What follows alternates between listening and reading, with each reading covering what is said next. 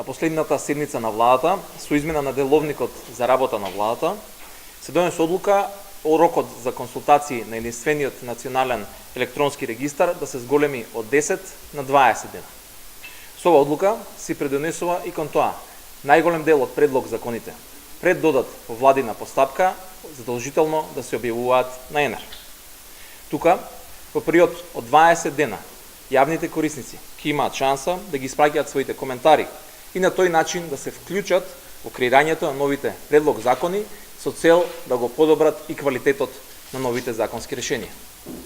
Со одлука на владата се придонесува и за поголема транспарентност, отвореност, навременост и одговорност при подготовката на предлог законите. Зголемувањето на рокот за консултации има за цел да поттекне поголема вклученост на граѓаните и на пошироката јавност во подготовката на прописите за кои што тие самите се заинтересирани. На тој начин, креаторите на политиките ќе носат одлуки засновани на аргументи и во консултација со граѓаните. Како што најави владата во својата програма, со целосната примена на ЕНЕР ќе се овозможи и системски и отворен диалог и со бизнис заедницата. Консултациите придонесуваат кон градење на меѓусебната доверба, развивање на квалитетот на демократијата, но и подобрување на правецот на креирање на јавните политики. Во тој правец и оваа одлука на владата и на Министерството за информатичко општество и администрација. Досегашната пракса беше поинаква. Собранието и претходната влада во најчест случај од примерите ги носеа законите во скратена постапка. Само во периодот од 2011 до 2016 година над 50% од законите се носени во скратена постапка. Екстремен случај е 2015 година, кога над 70% од сите закони се носени во скратена постапка.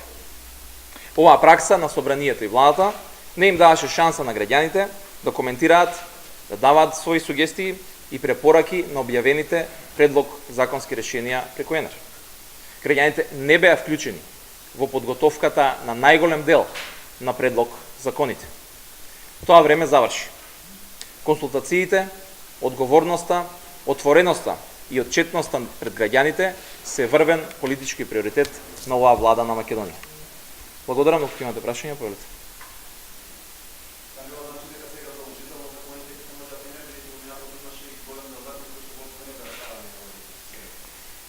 Сите закони кои што одат во редовна постапка задолжително ќе одат на ЕНЕР. Навистина ќе се обидеме да нема воопшто или во екстремни случаи само да одат предлог закони во скратена постапка, каде што навистина ќе немаме никаков друг избор.